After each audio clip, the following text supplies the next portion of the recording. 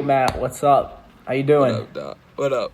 What up? All right. So, for our task today, we're going to be talking about different sports now that we're virtual and maybe like Zoom sports, Zoom Kind gaming. of. Kind of. A little bit You in some know, areas.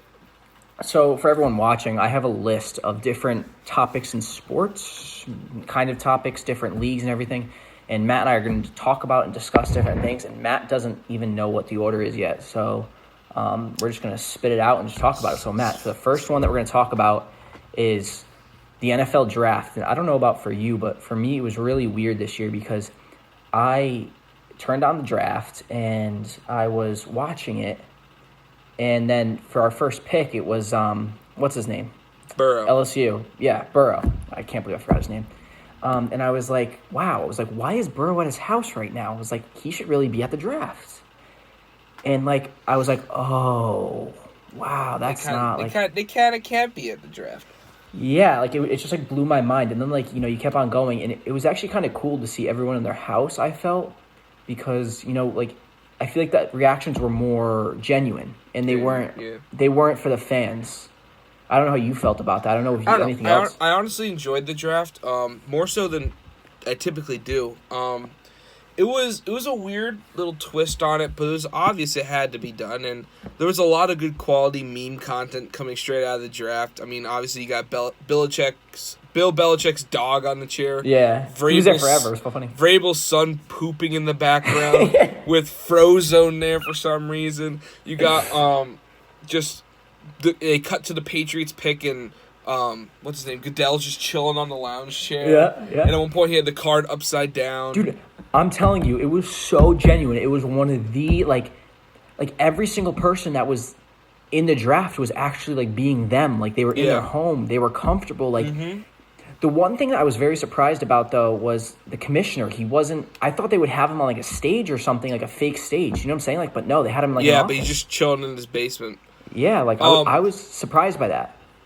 Well, that did surprise me. I mean, it seems almost as if he was trying to embrace the idea of staying at home. But speaking of the commissioner, they always boo him, and I thought the Bud Light commercial, the booing, I liked that. I thought it was funny, but the virtual boos in the actual that was just weird.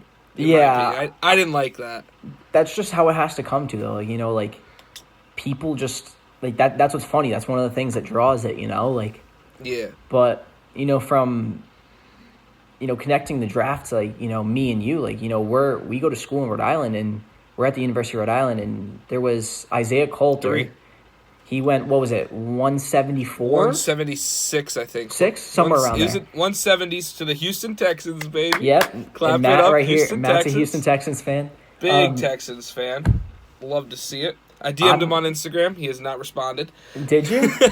Now listen, did. I actually know Isaiah. I know him. Like I've taken pictures for him. If you go on his Instagram, like some of his pictures are D1 photos. They're my pictures. So, it's kind of cool. Like, knowing that I've taken pictures for someone who's an NFL player now. An NFL player, yeah. And then also we had Rhodey alum now, I guess. We have had, so this year alone, there's four people who signed.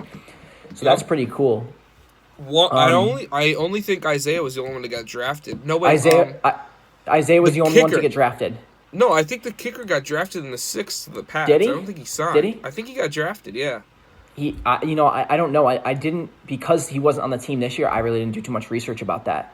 But, well, I mean, I just saw a tweet the other day, and I'm pretty sure I saw 6th round Patriots on there. Yeah. I'm not surprised by that, though. As I don't know how to explain this. As our record doesn't show at the University of Rhode Island, we do have we have hidden talent. There is hidden talent there. Talent, for sure. Yes. For sure. And no matter what sport we have, every sport. Yeah.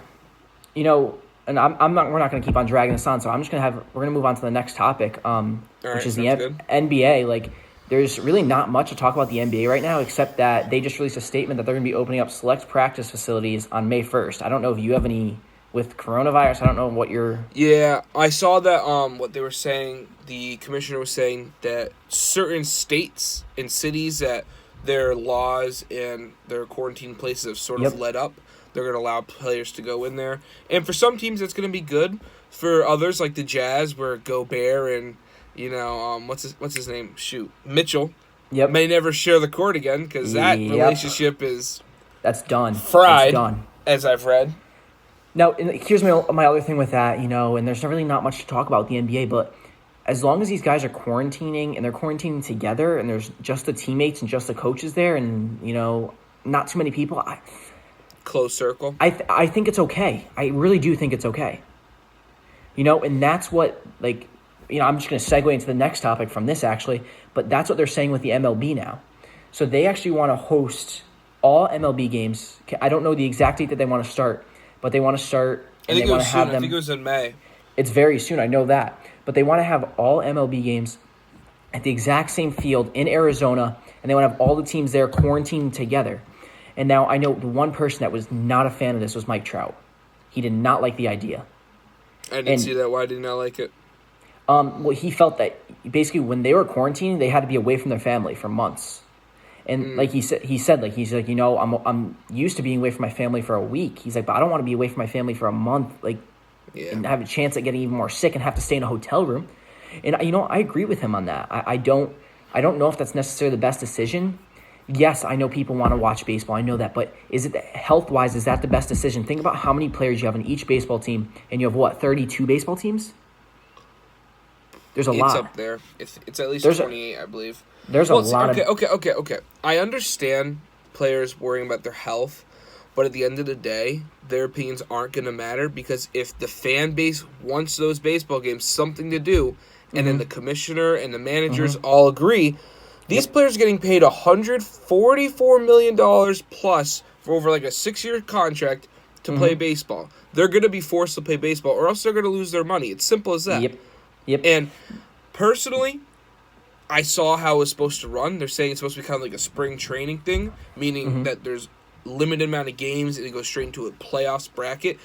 I don't hate the idea of it because it would probably be about a month.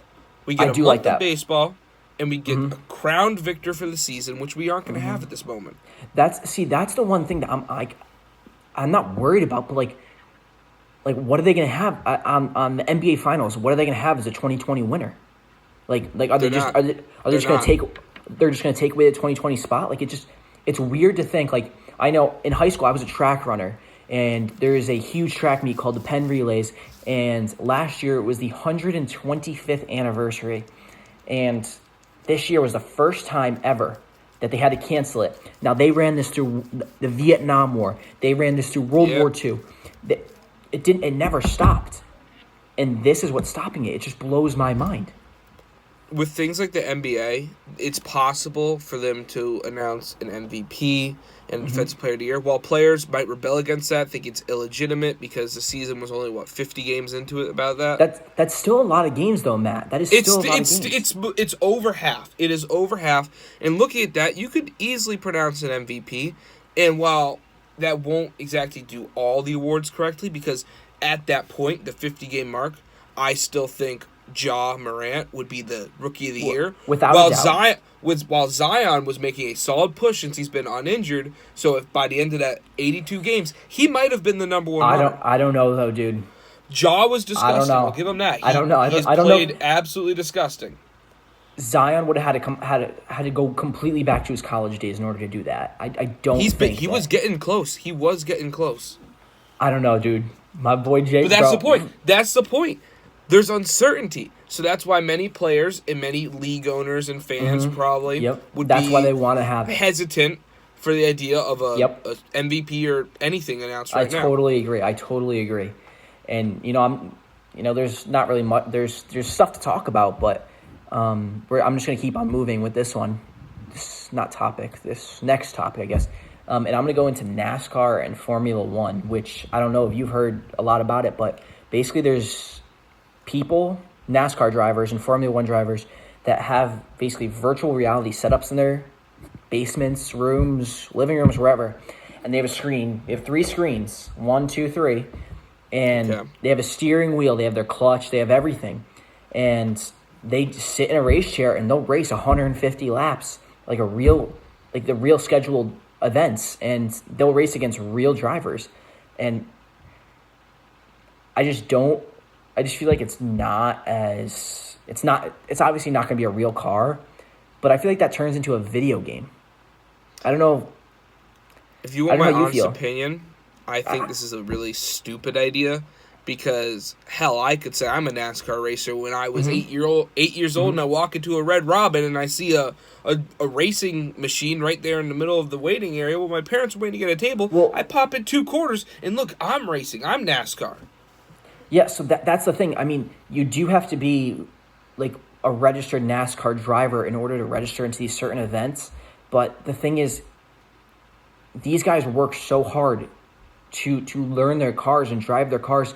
And I can assure you that there can be rookies that haven't won any major racing events yet that are going to win because because this is totally different.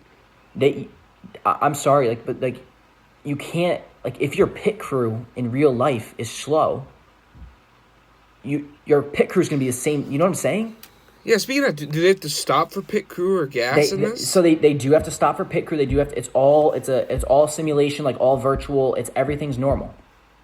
So they have to stop. But the thing that I don't know is the Home Depot car gonna say it normally has a 10-second pit.